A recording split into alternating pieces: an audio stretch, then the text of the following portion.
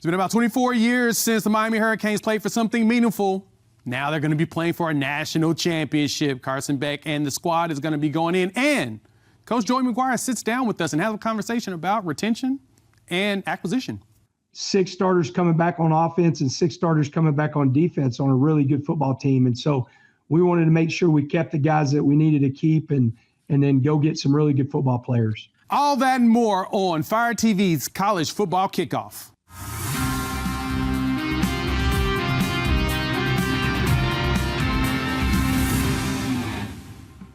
You're watching Fire TV's College Football Kickoff, presented by California Almonds. The unofficial snack of football is shaped like a football and feels like a champion. Join us every week as we predict who will deliver when crunch time hits. Snack good, eat almonds. I'm your host, Jay Smith from Locked On Sooners, filling in for Drake Toll today, and we're coming in hot from the heart of college football country in Texas. On set with me, 2 legends, 22-time Coach of the Year, Coach Gary Patterson, and former Tar Heel and Dallas Cowboy, Jesse Holley. We're so close to crowning a national champion. Look for our championship preview next Thursday on your Fire TV and Echo Show devices. Let's kick it off. Gentlemen, Happy New Year. Happy New Year, man. Glad to have you here today, man. Thank you for allowing me to come in and sit at the big table. We kicked Drake off. We got some color on the table. We got a little more color on the table here. You know what I mean? You know what? It makes me feel better. Yeah, exactly. You know what I'm saying, Coach? You know what I mean? You know what I mean? Well, it was a very surprising weekend in college football. That Indiana-Alabama game, I'm not going to lie, I did not see that coming. And then you've got, Ole Miss making it happen in a rematch. It's been a crazy weekend. So let's go into our first game here. Ole Miss versus Miami. Jesse, let's start with you.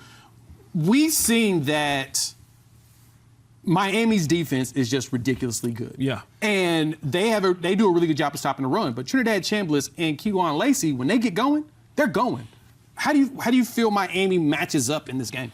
I think Miami matches up fine. Miami never lacks speed, never lacks athleticism. No. Even when the teams were bad, they always had speed and athleticism. And then they have those 2 edge rushers in Mestador and having Ruben Bain Jr. And those 2 guys understand the assignment. Yes. And that is to get to Lacey and to get to Trinidad Chambliss and hit them hard. If you're able to do that, especially against the quarterback, that breaks a guy down so that he's not as willing to improvise and run and to make those dynamic and magnetic plays in the backfield late in the football game. That's what they want to do. They heat it up. Julius Saying in Ohio State, I think they'll do the same thing against Trinidad Chambliss and the Ole Miss Rebels. Well, you'd have to say about both Ole Miss and Miami, both of them. Yes. You'd have to say this. You've been in the locker room, you've been on the practice field. When you get on a roll, both of them, Ole Miss beating a Georgia, which that's like, if you can get by that one, Miami and Ohio State. So now you've got 2 teams that feel really, really good about themselves. They're playing great on both sides of the football. They both have extremely high levels at certain positions. And so it's going to be one of those games where that's what we wanted in the playoffs. You wanted to get to where you had all 4 teams, and in this case, these 2, and see what kind of adjustments they made. Ole Miss had to make the adjustment in the second half, because they were just getting run over. Okay, Miami had one of those situations where Ohio State was the pick, and here's what you have to do to go make a difference. And they did it by going right at Ohio State's strength and beating them at it. And I'll say this also when it comes to Ole Miss. I was on the big red and black train, the Georgia train, all season long. I watched them in person, got to call a game for them, and I thought Georgia had found their rhythm. They were physical. All those young players beginning to mature. They had the running game going. And the one thing that Georgia was really good at, they were a second-half football team. They were one of the best second-half football teams in college football. And I kept watching the game. I said, Georgia's going to drag them out to deep water, and they're going to drown them in the second half.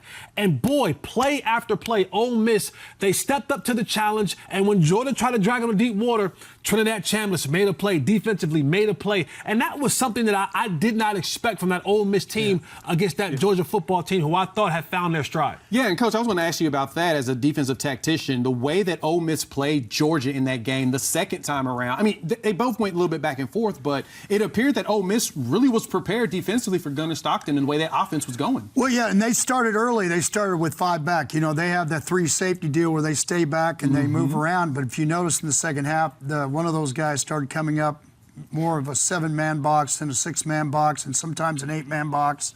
And, you know, I think that made a difference in the ball game. I'm not sure why Georgia wouldn't have been prepared for it, but Ole Miss ended up making plays, and Georgia didn't end up making plays. And at the end, it came down to what it needed to be. But, you know, it's like I was said, and really I would said about all 4 teams, you'd look at it and go, nobody in college football wants to play any of these 4 right now. If you had to go pick it, so well, we're going to go pick another game, and everybody said, we'll watch it on the couch. Yeah, no, Exactly. I'm out there with you. Yeah, okay, let's get some words from our local experts from Locked On. We got Locked On Ole Miss as well as Locked On Canes. We got our first game of the college football playoffs to talk about. We've got Ole Miss and Miami. Right now we have Stephen Willis from Locked On Ole Miss and Alex Dono over on Locked On Canes. Gentlemen, I'm excited. This is going to be a fun game, right? Ole Miss, first time really making it this deep and a true opportunity to win a national championship. Roughly 24 years for Miami to really be in a big race. So let's talk about this. Steven, I want to start with you. What does Ole Miss need to do to win this game? With all the stuff that's been going on, all the noise, the team seems to have settled in well. What do they need to do to win this game? Offensively, they need to stay on schedule and use quick game and moving side to side to wear out those ends for Miami as much as possible. And when you get them on the sideline, go as quick as possible so they can't sub back in. Defensively, they need to stop the run. The Georgia game, I said all season, it's the simplest game of the season. If you stop the run, you're going to win. If you don't, you're going to lose. This game is really similar. If Ole Miss doesn't stop the run, they're going to get beat by the Miami Hurricanes. Alex, the one thing that we've noticed about the Miami Hurricanes is that they've basically bullied their way through the end of the season. It's been beautiful. It's been old school, punch them in the mouth football. What do the Canes need to do to go ahead and win this game? Well, it starts with that bully ball. And for Miami, it's been the defensive line. That's been the key to getting them as far as they've gotten here. Ruben Bain and Akeem Mesidor at the edges specifically. This is a tricky challenge, though, going up against Trinidad Chambliss with how dangerous he can be when he gets outside the pocket and when he improvises. So I think there's going to be a big emphasis for Miami's pass rush on discipline and on containing Chambliss. I think if you get a little reckless going for sacks, he can elude or break a tackle, get to the outside, always keeping his eyes downfield. He's so accurate. So Miami needs to be disciplined. They have faced a number of running quarterbacks this year, none as dangerous as Trinidad. So this is like the final boss of the running quarterbacks that Miami has faced. And then offensively for Miami, I mean, you know, Steven hit the nail on the head when he talked about Ole Miss needing to stop the run, and that's because Miami needs to establish their ground attack. They've had a lot of success up to this point in the playoffs, facing 2 really good rushing defenses the first couple of rounds, Texas A&M and Ohio State. And Miami has been able to get Mark Fletcher Jr. going in the running game. And I think it's really important in a matchup like this to try and control time of possession, to give Trinidad and Ole Miss's dangerous offense fewer possessions. And then, of course, you know, Carson Beck is going to need to be efficient. That's late in the year been his superpower. I know he struggled at times with turnovers, but over Miami's last 6 games, he only has 1 interception. He's managed games exceptionally well. I do think Miami is going to need to hit some plays over the top through their passing game as well with someone like Malachi Toney, but establishing the running game behind Miami's physical offensive line and, of course, creating pressure and chaos with their defensive line, those to me are the biggest keys for the Canes. All right, gentlemen, let's give me a final prediction here. Stephen Willis, what do you got? I got Ole Miss taking home the win and getting to the national championship game, beating the Miami Hurricanes 31-24. Ooh, high-scoring game. Okay. Alex, how are you feeling about the Canes? I go the same score, just different teams with those scores. I go Miami 31-24, and what an opportunity it would be for the Hurricanes, given that the national championship game is in Miami. So they would love to punch their ticket to South Florida. So, yeah, I think it's going to be a good game. And like you mentioned, a little high scoring, but I've got Miami coming out on top. All right, that's Stephen Willis from Locked On Ole Miss and Alex Dunno from Locked On Canes. Gentlemen, he said it perfectly. That national championships in Miami. Miami has a lot to play for. They can go back home and play in the comforts of their own stadium. What do you guys think about this game? Coach? Well, I said this earlier. I think Trinidad he's the equalizer to a pass rush. Georgia had him last week, and he outran him, made spectacular plays. I think if, as they were talking about, if Miami's able to run the football and defensively they can create lost yardage plays like they did last week, I think that's going to be a long day for Ole Miss. Yeah, and when you look at this game last week, talking about Trinidad Chambliss, and it's the way that he was able to make those plays on schedule, off schedule. He was running around, and had he not made every single play he needed to against Georgia, they don't win that football game, and that's going to be high alert for this Miami Hurricanes defense, and they understand that. So whether it is Ruben Bain Jr. or Mesidor, they're going to know, the one way that you slow a fast, movable quarterback down late in the games, you hit them early, right? You hit them early, you hit them often, and they do a really good job at that. So this is going to be one of those chess match level type games. But to your point, Jay, I love the physicality that Miami's playing with. They brought it to Ohio State. I mean, they have been playing a physical brand of football up front in the trenches, offensively and defensively. And if they can continue to do that, impose their will defensively and really make Ole Miss be in those scramble situations, I think with the level of speed that they have, aggression that they have, Miami can find themselves in the national championship in Miami. My good friend Michael Irvin would love that. Well, and it helps a team that wants to win by defense when you're getting 10 days and not 7. You're giving those big guys up front more rest, more able for their bodies to get healed, feel better about themselves, shoulders, legs. And so, this time of year, but we say it all the time, you can run the football, you can and you can play defense, you got a chance to win a lot of football games. But you got to give Ole Miss credit. I mean, they've just kind of come out and said, we got a lot of weapons and you got to stop them all. And I mean, and shortly, even with all the stuff surrounding Ole Miss, got to give a lot of credit to that coaching staff to those players. With all the, with their coach leaving and who's coming and who's going, guys doing double duty, for them to keep their head down and focus and go out there and find themselves in the semifinals of the college football playoffs. Kudos and hats off to all those players at Ole Miss. Yeah, they were focused. The football gods are kind of on their side, I think. For sure. Yeah, because of everything that happened. Because a lot of things they weren't treated very well, I don't think. They weren't. And like you said, Miami's defense, that focal point is stopping Keywan Lacey. Had 98 yards and 2 touchdowns, so that's going to be critical. So let's talk about our next game, which is going to be Indiana and Oregon, a rematch from the Big Ten early this season. Today's show is brought to all of you by FanDuel. FanDuel is exactly where I go every single week during the NBA season. I'll shoot you straight. I don't love watching the NBA. I'm a college football guy mostly, NFL here or there. But what makes the NBA so much better is FanDuel, because I go in on Fridays for happy hour. And it's not alcoholic, don't worry, BYU fans. Fridays already feel different during basketball season. This NBA happy hour is an hour and a half where FanDuel has specials across the board. During happy hour, you get boosts, bonuses, surprises. So each and every Friday, before the games tip off, 6 to 7:30 p.m. Eastern, appointment television, appointment viewing on FanDuel. You get a little basketball, a little action, a whole lot of Friday energy. NBA happy hour only on FanDuel, the official sportsbook partner of the NBA. It's FanDuel, the official sportsbook partner of the NBA. And we've got Spencer McLaughlin from Locked On Ducks. We got to talk about the game in the college football playoffs. Spencer, how's it going? I just want the game to start already. But I'm excited to be on with you guys in the meantime. It's the best way to pass the time until the games kick off. Well, talk to me. You're going up against a Big Ten foe, and you actually played each other this season. How do you feel like Oregon is prepared to go up against Indiana for a second time?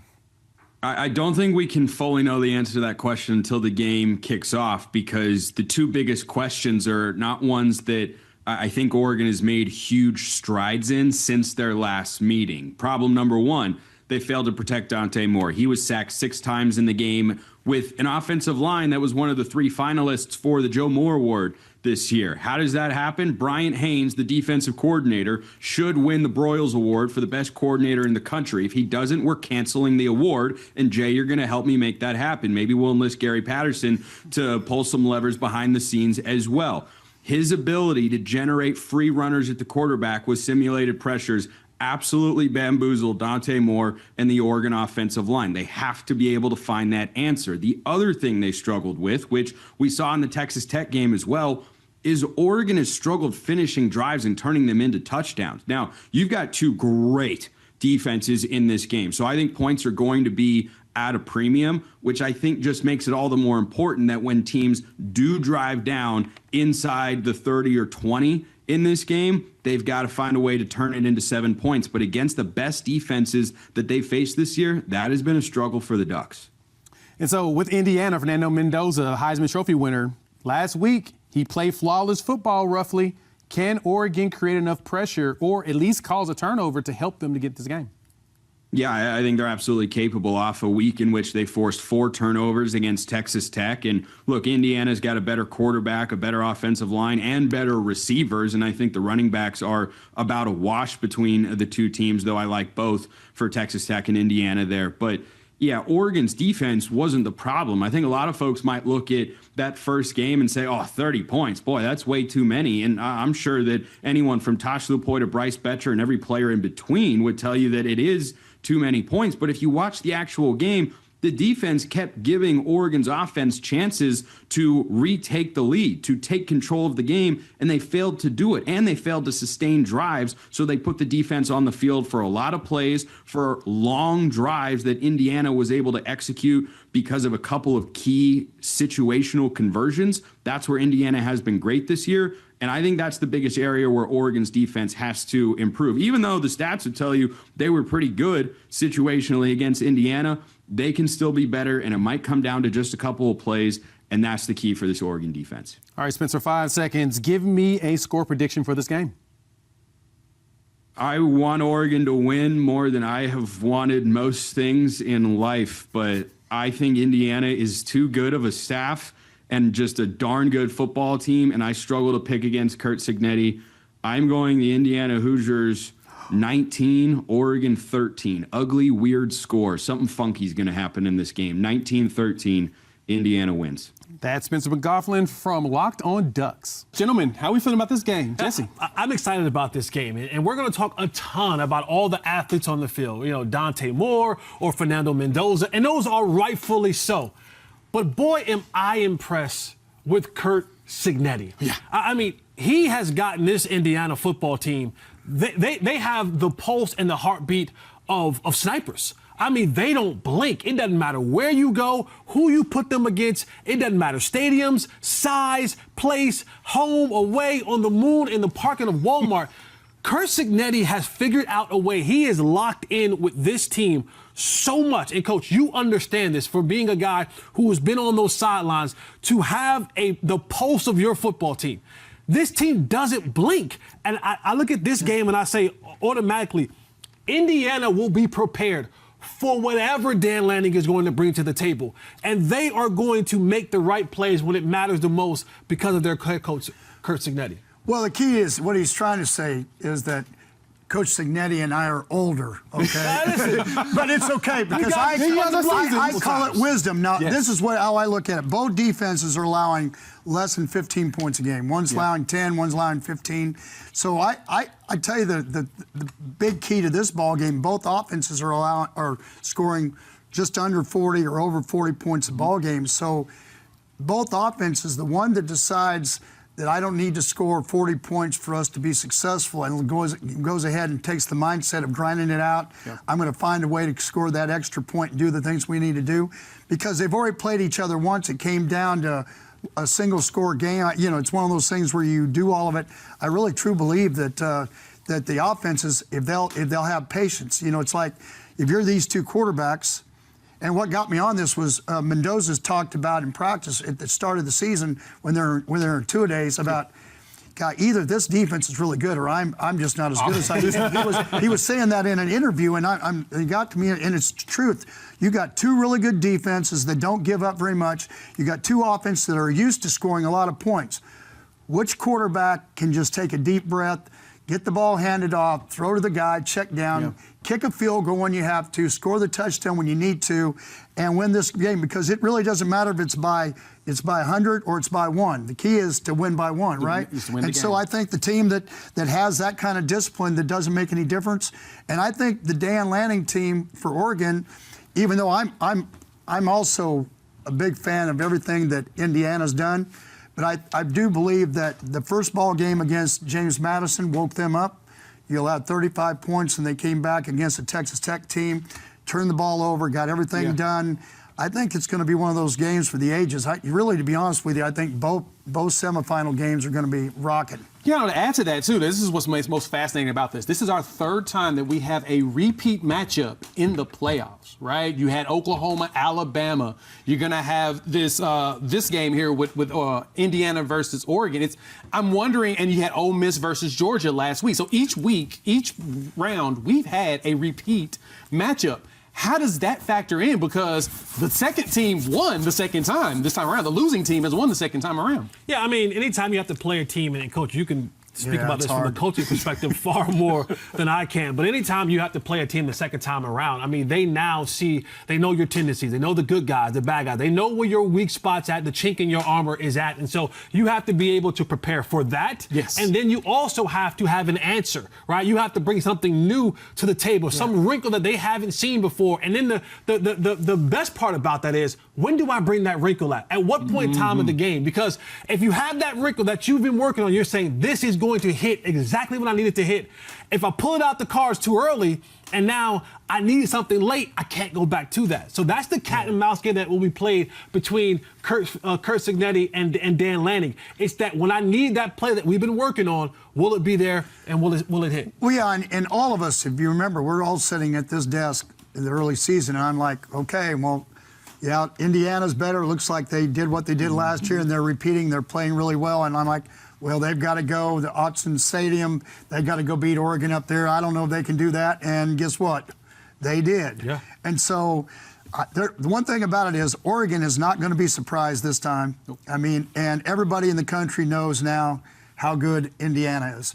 And so I think it's one of those things where pretty soon it comes down. You're not going to fool anybody. It's going to be a battle of wills.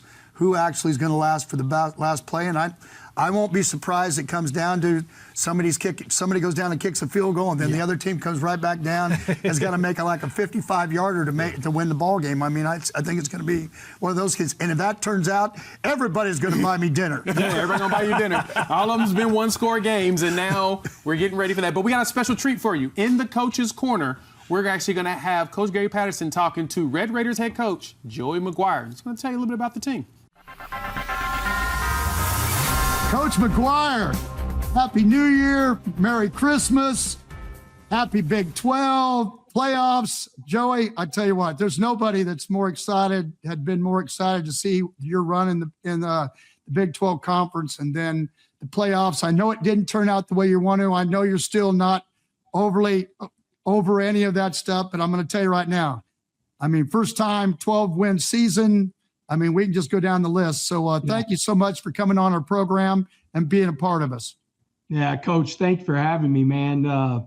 Whenever they asked or when they said, hey, Coach Patterson wants you on his show, I jumped all over it, man. You know how much I think of you and really what you've done for my career, man. I remember so many times going out there and watching y'all practice and just what you did over the years on defense is what everybody strives for. And that was one thing this year, man. We brought defense to West Texas for sure. You did. Yes, sir. There's no doubt about it. And, you know, I'll tell you what, it's just the beginning. I think that's the best thing, the plan that you have right now in place and how you're doing it from the portal and how you do a great job. You've always been a great job, even at Cedar Hill High School, as far as the chemistry of your teams and how your kids were built and how they like to play. I mean, you can see it. You can see it on the field being a Red Raider also. So it's cool. So tell me about this year and this experience. I mean, it had to be something that was like dreamlike. I mean, it's happened because, everybody talks about the portal, but you've got guys like Rodriguez and your two linebackers, both were guys that you're given scholarships. They weren't part of the portal process and doing all that. So, I mean, it's way cool. Well, because you did it. I mean, whenever you do something for the first time, it's really special. And, we did something for the first time, the first 12-win season, the first Big 12 championship. But what so many people don't understand that are outside the building looking in, I've been doing this for 31 years, actually starting my 32nd year right now because I started in January. And this was the healthiest locker room I've ever been a part of. And the other thing, like everybody says, we brought all these portal guys in and this and that. We hold every GPA record in the 100-year history of Texas Tech football. And our GPA record was 3.13 was the highest GPA we've had. And this team broke it. We had a 3.23 GPA and we had 33 college graduates playing in the Orange Bowl. Oh, wow. You and I both know, man, that doesn't happen if you have a bad culture. No, that's just unbelievable. I mean, because again, you and I both grew up in the time that it's 40, not 4. It's not just about what's happening right now when they're in college. It's how you grew them up and all the different things from work ethic, how you treat people. And you've always been a guy that's been like that. I think that's the thing that I cheered most about. I know your journey. I know everything that you've had to go through. And to me, that's what makes it special. There's so many stories like that. And to be honest with you, you have so many stories like that on your team. I mean, right, he was like sleeping on his brother's couch or whatever. I mean, it's incredible. He's a high school quarterback. I did what you did so well. Whenever he was in high school, we were recruiting him, and when I got on the phone with him and first talked to him, I really kind of pissed him off because I was like, hey, listen, Jacob, I don't see you as a quarterback. I see you as a safety or a possible linebacker. And whenever Bronco Mendenhall decided to resign at Virginia, he was looking for a place. And I talked to his high school coach and a couple of other buddies, and I was like, listen, man, I love the kid, but he's a linebacker. And he did. He walked on for us. He literally took out a loan for that semester, slept on his brother's floor. And it's a funny story. I'd never heard it till about a month ago, but he said that first spring, he was like, I didn't know if I was going to be able to make it through practices because he was a quarterback. He had never been hit. You don't hit your quarterback. So he was like, every single day I would come out of practice and my body was hurting. My hands were hurting. And, he just, and he's such a special person and special story. And it was awesome for him to win all the awards that he won this year. And he earned every one of them. Well, I know there's about 100 of those. So tell me, portal, you guys have already done great in it going forward. You're recharging. I know also that you guys are doing well in the high school ranks too. I mean, it's really fun. It's fun for me watching from the outside in. It's not as much fun for you, but it's been fun for me watching from the outside in and watching you guys replicate, try to replicate exactly what you did. And when you get a good business plan, keep doing it. And so like the Sorsby kid, that has to be a great story too. I mean, with everything Mahomes, go down the list of everything. So, and he's a Texas kid, isn't he? He's a Texas kid. He's from Lake Dallas. We signed the highest ranked class high school wise in the history of Texas Tech this year. We're excited. We signed 21 high school kids. 18 of them are moving in January 10th. So they're here in a few days. They're going to be on campus. Wow. And then, we were able to get QB1, and it was a collective effort. I've known his dad for a long time. One of my other coaches that was a high school coach, Dave Martin, knew his dad, and then getting him back to Texas. And Mahomes and our good friend, both of our good friends, Cody Campbell, he was a big part of it. He got on the phone with him whenever he was able to, Pat was, and just, got him to understand like what we're trying to do here. He was a big get. We got a really good defensive end out of San Diego State, Trey White. we brought back 2 of our 3 linebackers that started for us. So we were able to get the Austin Romaine kid that's played at such a high level at K-State. And so we've really started feeling like we're reloading and retaining, like we have 6 starters coming back on offense and 6 starters coming back on defense on a really good football team. And so we wanted to make sure we kept the guys that we needed to keep and then go get some really good football players. Well, I told your guy, first off, I want to say this. Everybody talks about Cody, but I did want to give John Sellers a shout out. Amen. To do it, but you are one of the good guys in this profession. I can't get you everybody understand. I can't get you to go play golf though, but I'm working on it. But you know what? But guess what? It shows that you didn't, because I was such a bad golfer because all I did was work all the time. And now I heard you got a simulator in the house though, so you're trying to sneak your man Kenny Perry's been telling you so. Well, you already know most of these white hairs that I got this year are trying to deal with Kenny Perry. You had to deal with him too, so you know exactly what I'm talking about. It was funny. Grant McCaslin, he and I were doing this event, and we were talking just about like downtime and hobbies and everything. And he's like, me and you, we don't have a lot of hobbies. And we were talking some about golf, and he goes, yeah, that's kind of how I decompress. And I was like, what are you talking about? And he goes, man, I put a simulator in my barn.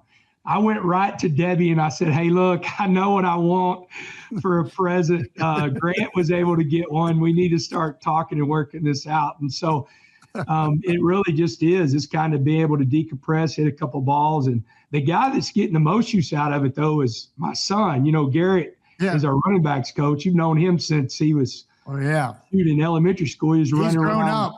Yeah. He's grown up. Yeah. And he's a little bit better golfer than I am. Well, someday you'll have plenty of time to do all that. Right now, you're trying to win championships and trying to get in the playoffs and win a national championship. Look, I'm not going to keep you. I told him I'd keep you less than 10 minutes and do all of it. But I did want to thank you. And again, from the bottom of my heart, congratulations. I'm serious for the state of Texas. Everybody said, well, why would you? I mean, you were a Horned Frog. I said, look, there was plenty of Red Raiders or plenty of Longhorns. Keep going down the schools, A&M that were there when I was in the Rose Bowl. And I said, if you're not rooting for being a Red Raider in the playoffs right now, along with A&M, they got beat out a week before, then you need to get off of it. So congratulations there, Coach Maguire. Thank you, man. I tell you what, now I'll be rooting for you. And, I like having John and Cody here in Fort Worth so I can bother them here, but it's cool. And anytime, if we can ever help you, let me know. You hear me? This is awesome. Congratulations. Be ready to come out here this spring, and I'll get you the schedule with KP and everything. I'd love for you to come out and watch us practice and see the guys. Plus just see you've been out here, you've played in this stadium. It's changed so much. I'd love for you to be able to see it. So I will. Yes, sir. Mr. Perry's been after me to get me out there, so I'll get out there. I'll see you later. Yes, sir. Wreck 'em. Thank you, All Coach. Right, wreck 'em. Today's show is brought to you by Game Time. Happy New Year's Eve, by the way, everybody. Go drink and be merry. Not for Baylor fans, BYU fans. What you can do is you can go to Game Time, though, and find I went to Game Time, found tickets for a concert tonight. I'm going to see the Avett Brothers, niche band, North Carolina. Driving up there, going to buy a car on the way. Why not? Why not us? College football season, bowl season. You can go to Game Time and find college football games as cheap as $25. Concerts as cheap as $25. Zone deals stand out. You pick the section, Game Time picks the seats. You save even more. Take the guesswork out of buying college football tickets with Game Time. Download the app, create an account, use code LOCKEDONCollege for $20 off your first purchase. Terms apply. Again, code LOCKEDONCollege, LOCKEDONCollege, $20 off. Download the Game Time app today. Game Time, LOCKEDONCollege is that code. That was a great interview with Coach Gary Patterson and Coach Joey Maguire over there at Texas Tech. Coach, I kind of want to talk to you about this. You spent some time with Texas, after you left TCU, and it was kind of when the transfer portal was really going. Texas Tech talking about they just, landed Brendan Sorsby out of the portal. How do you feel about the portal now with the new window that just started? things feel like it's kind of all over the place. Well, it is, but I think coaches are starting to get an understanding of what they have to do. Everybody else, it looks like chaos, but I think they all have a GM now. They all have a recruiting room that have all those names up there. They know how they want to put their stock in, where they want to spend their money, how they want to do it, who they want to keep on their team. You know, and that you got to give Joy credit, and you got to give Cody Campbell, which is kind of their GM extraordinaire, that from the outside looking in, that's really helped him. But yeah, you're talking about a guy that was a high school coach that ended up going to Baylor, helped their program, and then he has an opportunity. He has an opportunity to be the head coach at Texas Tech, and everything that was going on, had an unbelievable, magical season. First 12 wins, Big 12 championship, number 4 slated in the playoff, gets a bye. And so talking to him about all the things, but the cool thing, we brought up, it got to us, that they got their guy in Brendan Sorsby. I think that was the biggest thing, because I think if everybody talked about what was Texas Tech lacking in the playoffs, was probably their Achilles heel, and nothing against their quarterback, but he was going to have to play really well. And so they went out and really got another Texas kid, even though he played at Cincinnati, but he's from Lake Dallas. And so I think it's kind of a staying close to home. And I think, when you listen to the interview, you find out too that, like they all do, the Texas high school coaches all know each other. Somebody knew his mom and dad, all of that kind of stuff. And so they're a lot closer than what you think. And Jesse, as a former player, seeing the way the portal is today compared to back in your day, and where everybody stuck it out to finish out their 4 years, or 3 years if they decide to go to league earlier. What's your thoughts on this? How this is going right now? Yeah, back in my day, man, if you decided to transfer, you had to sit out a year if you were from school to school, right? But now, it's all about the cash, baby, dollar bill, y'all. And you talk about, yes, them going to get their man in Brandon Sober from Cincinnati, but we're talking about the numbers at this thing is happening, and that's the thing that surprises me the most. I wish, I'm a tad bit jealous. I wish I still had some eligibility left. Young Jay Holly out there, man, at Carolina, my ticket would have been nice. My price tag would have been nice, but that's the thing. Just to put this in perspective, you're talking about now, I remember Matt Rule said this a couple years ago. He said to get a starting quarterback now out of the portal, it's going to cost you anywhere from $1 to $4 million. And there's been talks about, guys like Sam Levitt and now Brandon Sorsby, they're getting the upwards of $5 million to play quarterback as a rental. Because these guys aren't going to be there very long, right? This is a rental. 1 year. Just to put that in perspective, the number 1 overall draft pick in the NFL draft this year, Ward, his contract, he gets about $14 million annually.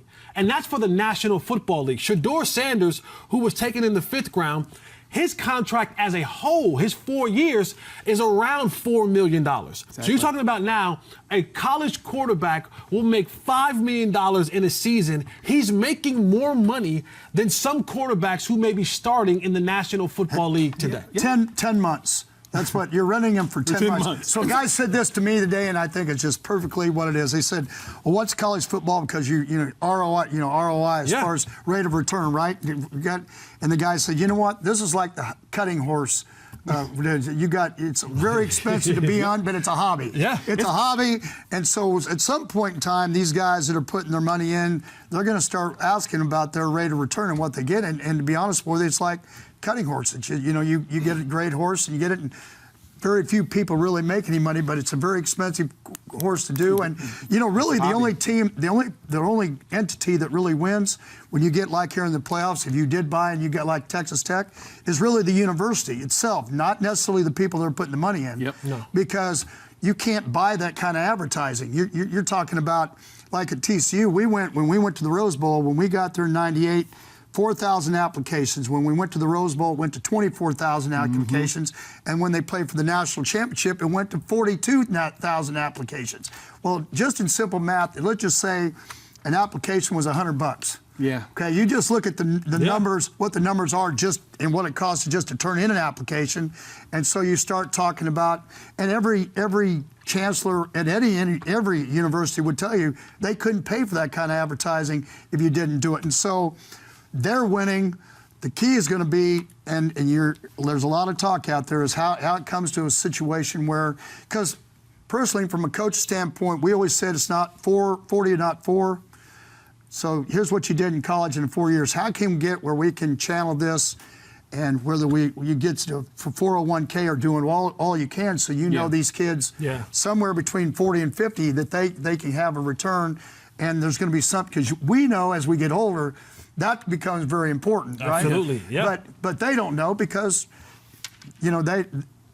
what are you going to do for me tomorrow, right? And you know, right? And I'll say this also: the one thing that I think that we miss now in college football, which it's a sad thing, is that we miss. Like, I am a true blue Tar Heel, right? Because I spent 4 years at the University of North Carolina playing football and basketball in a national championship, right? Yep. So every time I turn on the TV and it's Tar Heel blue, I feel a sense of pride.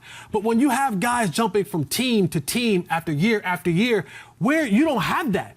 Because if I'm at school A 1 year, school B the next year, school C the next year, school D, you don't have a sense of pride anymore about that university. People don't look at you as, they would as a Michael Irvin at the University of Miami or stuff like that, because all of these guys now, they're bouncing around to these universities because there's transfer portal, you can just move, you can chase the bag, and no one has that legacy about your university anymore. Coach, you're talking about you were at TCU for 20 plus years, right? You're always going to be known a legend. Imagine the guys that jump around year after year after year. You got nothing to hold on to, and that's all. Well, the other side of that too is, relationships. Somewhere when it's, because 98% of them when they get done with college are not making the NFL, right? Right. We're talking probably you're going pro in something other than sports. Yeah, and so at the end of the day, one of the things about his relationships, the guy that's going to say, you did this for my university, I'm going to give you your first job. Absolutely. This is what we're going to do, and then or put me on, let me be a guy that I'll call for you if you get in. And the sad part about it is that you could play somewhere 3 years and then you go grab that bag, right, and you go do something, and then you hurt their feelings, and then the whole university said, "Now, don't come calling, don't call back and ask me to do something for you, because the bottom line to it is you left us." Yeah, that's always been the fascinating thing to me about the booster space of you really don't get the big benefit the school does, but you're doing it because of school pride, and that's the reason why you want to invest in it. And nowadays they're investing a ton, but that return is a little bit more limited. As Troy Aikman, he'll tell you about that. So, but it's now for us to talk about our crunch time selections.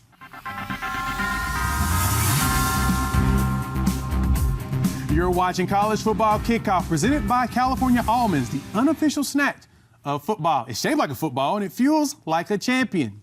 Join us every week as we predict who will deliver when crunch time hits. Snack good, eat almonds.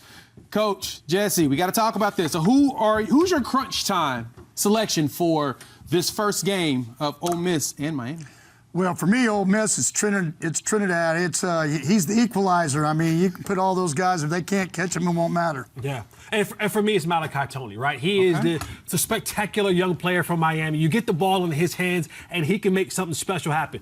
Now, you got to hold on to the ball now, because he dropped the ball a couple of times. You got to hold on to the ball. But Malachi Toney, he is the spark plug. He is the difference maker for this Miami offense, and they have to find ways to get him the football because he can make a play. To me, it's got to be Kejuan Lacey, because that 98-yard, 2-touchdown game against Georgia was critical for them to win that. As you mentioned, Coach, Trinidad Chambliss was making some magic happen, and there were those moments where if he didn't make something happen, they could have lost that game. But Kejuan Lacey getting those yards, because Miami does not give up rushing yards. 45 yards against Ohio State. That's massive. And if Kejuan Lacey can get going, takes a little pressure off Trinidad Chambliss, there's an opportunity for them to do something. Well, yeah, and he did it with a bad shoulder from the previous ball game. Exactly. I think that's a big deal. That shows a lot about him. Toughness. Lots of toughness. Okay, so for this Indiana-Oregon game, what you got, Coach?